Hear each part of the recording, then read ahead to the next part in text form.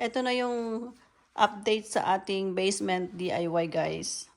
Nailagay na yung ating flooring. Ito na siya. Ito na yung hallway natin.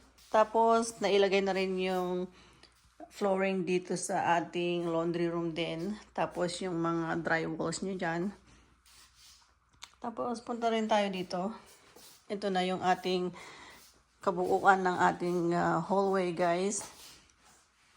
Nailagay na lahat yung ating tiles. So far so good guys. Ang ilalagay na lang dito ay yung ating grout. Oh. Kasi nilagyan ng clips dito nung nilalagay ni Handyman yung flooring, yung tiles. Tapos ang susunod na gagawin ay lalagyan niya ng grout daw.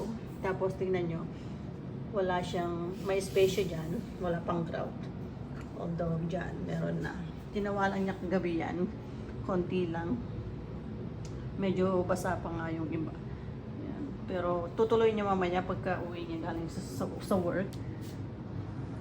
Ayan guys, so far so good ang ating hallway.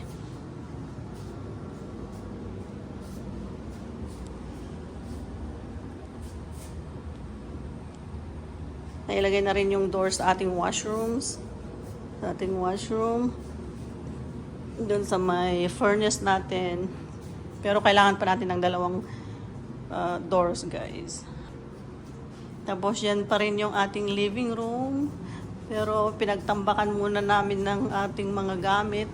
Yun lang, guys. Thank you so much for watching. Bye! Say bye, Lucky!